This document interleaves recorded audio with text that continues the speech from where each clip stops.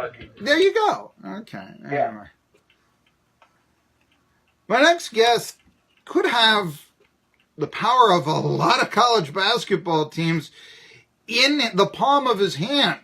He is trying to help out schools like ETSU schedule games in the future because, as Steve Forbes often mentions, nobody wants to play us in Johnson City. And that was something that I used to hear from Ed DeChellis when he was the coach at ETSU, that you get good as a mid-major and the big boys, they don't want to come in and play at your home gym. So Mark Adams has tried to do something about that. He used to be the coach at Central Connecticut State, and his company is called Enthusiasms. You might also remember basketball analyst ESPN. Is that correct? You've done that in the past, if memory serves, Mark Adams. Is that correct? Well, actually, I've just started my 20th season on ESPN, and I'll be on Saturday on ESPN2 at 2 p.m., and I'll have VCU at home against Wichita State, so I'm looking forward to that game. So, yeah, there you go. Wichita State, obviously. Steve Forbes is familiar with that program, former assistant there. But tell me, I mean, obviously you used to be a mid-major coach yourself, and Steve Forbes always says it's tougher to schedule than it is to actually recruit. Did you find that to be the case when you were the coach at the Blue Devils or, say, an assistant at another program? Well, what I've found over the years is that the better you get, the tougher it is to find games and people who are willing to play you. And then Steve Forbes does such a tremendous job at East Tennessee State. I've seen their practice. I was their keynote speaker for their tip-off event, and I just respect Steve like crazy and what a job he's done with the Bucs down in Johnson City. And here's the reality, Marky. As I look at scheduling across the country today, over the last decade, the Power Five and the Big East, and now the American as well, all of those guys spend an inordinate amount of money. In fact, the top 6 spending conferences in the country, every member of those teams, the average budget is over $9 million. So what do they use that money for? Partially, they use that money to buy home games where, East Tennessee State just went to Illinois, for example. So Illinois probably paid a check of $95,000 or $100,000 for East Tennessee State to fly in and play in Champaign and then fly out and not get a return game. And what's happened is, over the years, I've tracked this for many, many years, we've kind of hit a critical point now where all of big budget conferences play between 88 to 89% of their non-conference games either home or on a neutral site. They only play true road games 11.5% of the time. And typically, when they play a true road game, they play against each other. So there's collusion. It's legal. There's no Russians involved, Marky. It's good, But there's collusion at the top level of college basketball where they literally skew all the metrics in their favor by buying a significant amount of home games. And for East Tennessee State to get a game with Illinois, a lot of times even those teams won't play because they're afraid of getting beat by a good Bucs team. So that's the dynamics. That's what I saw over the years. And I was the only guy in college basketball that was saying, why do we allow this in college basketball? I mean, the New York Yankees have the biggest budget in Major League Baseball, but they can't buy home games to make the playoffs. Sure. The New England Patriots can't buy home games to make the playoffs. My high school team here in Springboro, Ohio can't buy home games to make the playoffs. But yet we allow it to take place in college basketball, and I thought it was time to do something about it. And that's what I do as a consultant for different conferences and different teams around the country. Okay. By the way, Springboro, you told me yesterday, between Dayton and Cincinnati, so you're not all that far away from Johnson City, Tennessee. About a 5-hour drive, depending on the road you take. But let me just ask you this. You mentioned you're a consultant trying to put together these mid-majors. I know you want to keep under the wrap what some of those mid-majors are. But will this really improve the lot of an ETSU in there? And I know they don't use RPI anymore, but let's say the NET ratings or some things of this nature. I mean, don't you really have to beat an ACC team? Don't you really have to beat the likes of Illinois and Creighton to really make those that attention and grow as a program? I mean, what's going to beating another mid-major going to do for, say, an ETSU? Well, here's what it can do, and here's what we're working toward as an organization, where we're going to start off year, there'll be games on November 26th and November 30th, where we will provide East Tennessee State one home game, one away game during that week. We're doing that with multiple conferences, multiple teams, and we'll probably double that. We'll start with a modest number the first year with about a dozen teams involved, and then that'll grow. I've already got commitments for 2020 that would count over 2 dozen teams, and I'm sure that will continue to grow. So I want you to think of the alliance that we're building at the mid-major level. It's kind of like healthcare. You've got to have enough healthy bodies at the top, right, to make it work. And the alliance is the same type of thing. So you mentioned, can you really procure a bid by not playing against Clemson or Syracuse or Illinois or those types of people? The answer to that is yes, because by working with multiple conferences and getting the best teams involved, like a Loyola in the Missouri Valley, like what Middle Tennessee State has been in Conference USA, they're down this year, or Western Kentucky in Conference USA, Louisiana Lafayette down in the Sun Belt, Georgia State. Those are teams and conferences, Murray State, the OVC, East Tennessee State. What a job the SoCon's doing this year. When you bring all of those powers that be at the mid-major level together and can corral the power of the metrics of those teams, you in effect create your own power conference within the mid-majors, and you create those matchups yourself. Where conferences are missing the boat, Marky, is when they set up, for example, challenge games between the Summit and the WAC. It doesn't give you the benefit that you really need in order to position your conference for a better seed in the NCAA tournament or even possibly a second bid. And that's what the alliance structure will do. There'll be more teams involved. We can schedule better teams at the top of the healthcare system, if you will, and then the middle layer of teams can play against each other, and the bottom layer of teams can play against each other. But it's all metric-driven, and that's what we're building to help the mid-majors get better matchups in order to create a better seed in the NCAA tournament. Last point that I'll leave you with on this particular topic is that since 1985, the number 14 seed in the NCAA tournament has only won a first-round game 15% of the time since 1985. Since 1985, a number 11 seed, just 3 seed lines better, has won 37.5% of their first-round games in the NCAA tournament. So getting a better seed gives you a better opportunity to reap the rewards of being in the NCAA tournament, where every round that you play in, you get $1.7 million that goes toward your conference, and that's a lot of money, and it's spread out over 6 years. So those are some of the financial reasons why, and those are some of the reasons why we're so focused now on improving seeds for teams like East Tennessee State, if and when they're fortunate enough to make the NCAA tournament. Now, you mentioned the 11 seed. I mean, certainly I can remember when Davidson, which was then a Southern Conference member, they were number 10 seed with Steph Curry. And I still say if McKillop can get Curry the ball at the end against Kansas and Curry buries the shot, the Wildcats go on to win the national title. I still say that, but we can debate that all day long and all. But they were a 10 seed. And so that shows a little bit about if you can get into that level, like you said, 11 seed or so is when you start saying almost 40% victories. Heck, you're playing, what is it, at 11 seed? You're playing a 6 seed if you're number 11. So there you go. I see your point right there. We're talking to Mark Adams, ESPN. Also, he's scheduling some games next year with his company, and I have it right here, Enthusiasms. That's what he's trying to do, get all the mid-majors together and all. He used to be the coach at Central Connecticut State, so why don't I go with that? I'm sure when you were coaching the Blue Devils that you would have loved to have had the Huskies play them, especially on your home court. We'll do 3 for 1. We'll do 2 for 1. Maybe even somebody like Yale, Providence, those schools. I don't have your schedule right in front of me, but I just was curious, what are some of the excuses that you would hear back if you would contact those schools about playing games to try to improve your lot? What did they tell you when you sought them out?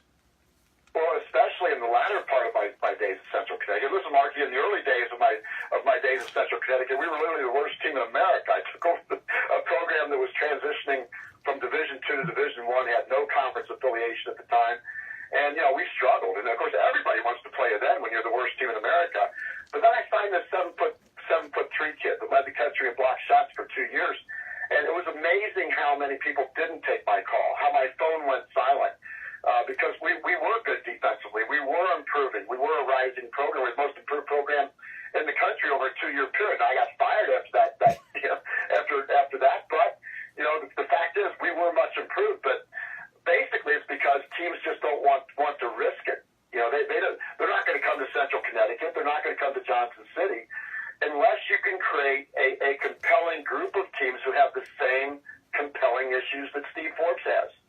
And that's why teams at the mid-major level now are looking at my business model and what I'm doing, not just for individual schools, but for conferences as a whole, like Conference USA and the Sun Belt have retained me, and we've completely redrawn their conference structure and are redrawing their conference tournament structure as well. And so going back to my days at Central Connecticut, I lived it. Even at Washington State, I lived it because we got better there as well. And people just don't want to play it because you're starting to get better. So you've got to come up with more innovative alternatives, and that's what I did. I looked at it. I could have kept complaining and said, well, it's not right that these teams play all home games, and it isn't. But what's the solution? And that's where I started getting my hands a little bit dirty and started thinking outside the box as to ways that the teams that I care about at the level that I coached at, that maybe I could help that cause. Well, let me ask you this, Mark Adams. I know in the past, ETSU was always, it seemed like every year they were able to bring in what I'll call a big boy. And I'll give you this example. Back in the 90s, for instance, Michigan State made 2 appearances in Johnson City. NC State made an appearance. Wake Forest did in 1989. It wasn't uncommon for Virginia Tech, and admittedly they weren't in the ACC, but, 8-10, that was a big deal when Virginia Tech would come in. Still, Virginia Commonwealth. Again, maybe not North Carolina. And again, North Carolina came in 1975. So why is it, though, that in the past an ETSU could get, on occasion, one of these major programs, Tennessee 2 years ago, to come into town, and now, it's, the glamour game out of conference is North Dakota State. Why is that? Well, in one word, it's revenue. It's because of the growth of revenue across the sport over a period of time. I mean, think about any business. Any business that develops their strategic plan, what does it revolve around? Revenue growth. Well, over the course of time, college basketball has turned into a multi-billion-dollar industry. And as that money continued to grow from the NCAA tournament appearances and driving through all the different scenarios to get from the first round to the second round all the way to the Final Four, it's $1.7 million per game that you play in the NCAA tournament. And that adds up. And so what's happened is that the larger conferences who have the great budget advantage, again, those top 6 spending conferences, top 7 spending conferences in the country, they average almost $9 million per team. And they use that money to gain an unfair advantage. Marky, all I ever wanted in coaching was an unfair advantage. But I never had $9 million to spend at Central Connecticut, trust me. And neither does Steve Forbes at East Tennessee State, who has a budget of about $2 million compared to that $9 million, just to give you an idea. And so as the revenue grew for postseason play, then the guys with the money, they started to collude. There's a scheduling cartel. Again, it's legal, and I'm all for capitalism. But the fact of the matter is, that's why it has changed, because there's risk and reward in everything that you do. And when you create a business model and you set your strategic plan, you're wanting to drive your revenues up and drive your risk down. And that's exactly what's happened in college basketball, especially over the last decade, where now those teams are playing, as I mentioned, 88.5% of their games either home or neutral, and only traveling on the road 11.5% of the time. And, oh, by the way, they're only going to go to Johnson City maybe 30 times out of the 1,000 games they play in non-conference basketball. That's amazing, isn't it? Only 30 times would a power conference team go to what I call a do more with less fight, because that's what these teams do. They do more with less, like Steve does. Out of 1,000 games, they're only going to do that 30 times across the entire November-December landscape of scheduling. It's incredible. it has changed a lot, and you mentioned the $9 million advantage. In fact, I remember asking Steve Forbes on this show, Mark Adams, a couple of weeks ago, hey, Gonzaga, they're ranked number 1. Many still say they're a mid-major. Do you ever close your eyes and dream of ETSU being Gonzaga? And he says they've got a budget 4 times what mine is. I'm not ready for that dream just yet, which, all right, donors, open up your checkbooks if you want to see ETSU win. I mean, it comes down to that right there, I'm sure. But I do want to, though, ask, I mean, in terms of generating revenue and such, I know that ETSU got $95,000 for playing Illinois this weekend, but how will your system help financially more than, say, ETSU going on the road to take on an Illinois and making almost $100,000? What kind of a payout can ETSU or another mid-major expect to get from your scheduling system? Well, typically what everybody does, they look and say, okay, well, we get $95,000 for going to Illinois. But what are your travel expenses? Mm-hmm. Okay, so you got to look at that. Travel expenses are going to run somewhere around $30,000 typically for a trip like that. Okay, so right there, now you're down to $65,000. Then you look at, okay, what does it cost us in the way of time and effort for our student athletes to leave campus? And in many cases, in conferences like the SWAC and in other conferences, they're on the road forever and a day during November and December. What's the price of a young student athlete missing class during that time? And that's something that you have to consider as you go on the road for multiple games and get yourself bought in that way. And I live that life, by the way. I mean, you bring tutors and all that, but there's no substitute for having a guy in class. And so then you look at, okay, well, what is that worth? I can't put a dollar figure on it, but I know it's worth something. So let's say that the whole trip itself, that you really gain about $50,000 somewhere around there. Well, by staying home, sleeping in your own bed, having a home game where the gate from your home game, I mean, all those conveniences also have a value to them. And so what I've done is I've looked at the Southern Conference, for example, that currently plays only about 35% of their non-conference games at home, 35%. Now, by giving them one home, one away, then it gives Steve Forbes the opportunity to sit down with his athletic director, who's a great guy, by the way, and they can sit down and say, okay, now, and this year, maybe we won't go to Illinois because we're getting this home game through the Alliance. And you know what? We might lose $20,000, but is that going to kill our program? No, in the end. And then the next year, we'll do a bye game on top of that, to keep the revenue stream in the positive area. I mean, there's ways that coaches and ADs can work through this process and make it worthwhile. And just by giving every Southern Conference member today, by the way, the Southern Conference is the best stock to buy in college basketball as far as their performance and what they face from a scheduling perspective. I mean, they're a top 10, top 12 conference right now, according to the net. And they play 35% of their games at home, during the non-conference season. And so, but what if every Southern Conference team said, okay, we're going to buy into the Alliance. We're going to take that 50-50 split, one home, one away. That moves their dial for home games up to almost 40%.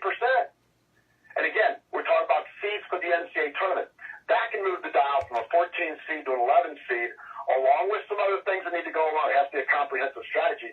But those are the types of things, the type of value that one home, one away game means to an East Tennessee State and conferences like the Southern Conference. What is the growth potential of the Southern Conference, in your opinion, Mark Adams? I mean, I've been watching this conference since the early 80s when Chattanooga was nationally ranked. And, I mean, I thought that was, they beat NC State in the NCAA tournament the year before NC State won a national title. I mean, that was a good program, and I've always respected the SoCon. Like I told you, 10 years ago, I thought Davidson could win the national title if McKillop could get Curry the ball. I still wonder why he didn't. But the question I want to, what is the growth potential? Because I've seen the RPI ratings in the past. It's fluctuated. Now it's real high. I've always thought of the Southern Conference of being that, say, 12 to 15 conference minimum, no matter what the RPI is. Looks like my love is being, returned.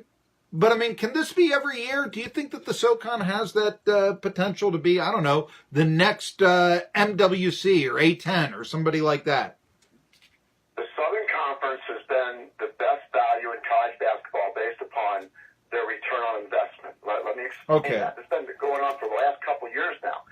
The Southern Conference, their average budget is $1.6 million.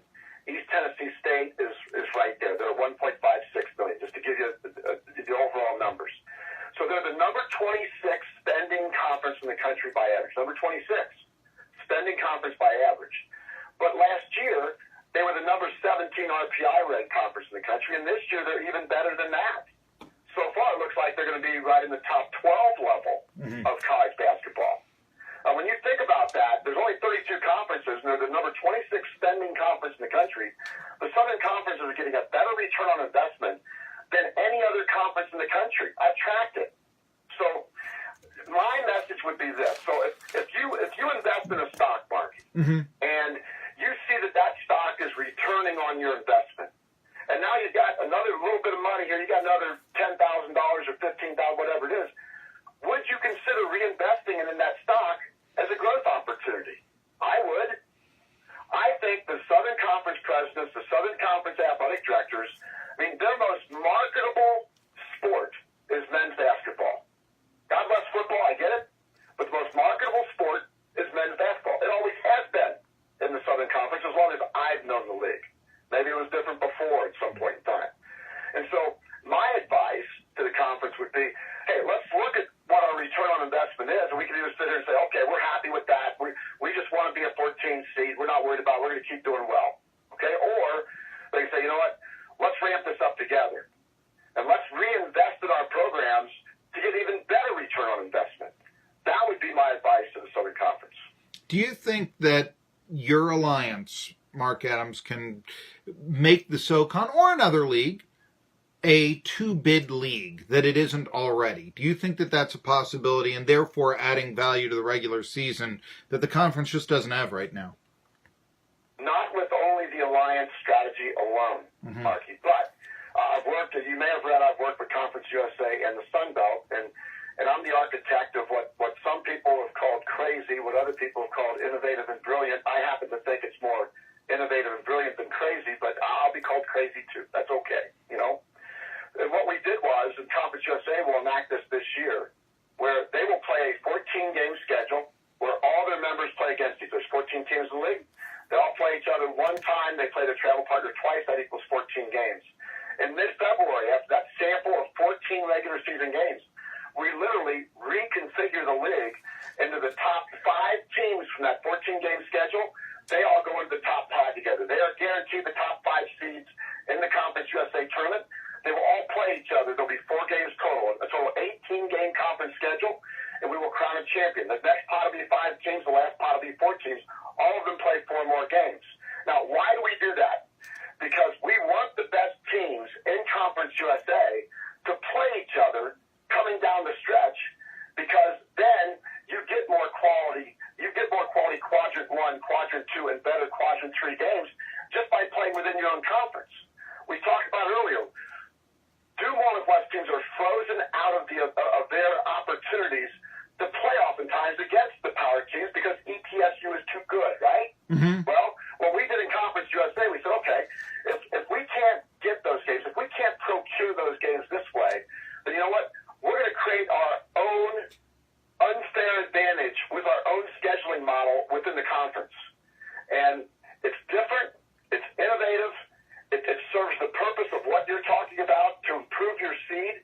And even potentially when you catch lightning in a bottle, you could even potentially get a second seed in the NCAA tournament.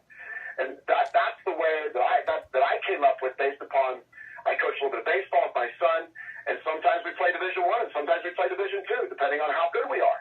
Mm-hmm. And I thought the same thing in a conference. Why can't we do the same type of scheduling model in a conference? And we've done it. The Conference USA has enacted it for this season. The Sun Belt is enacting it for next season. He's Mark Adams. I'm Marky Billson. I'm way behind, but you're going to get possibly better games to watch in Johnson City with ETSU next year. How's that?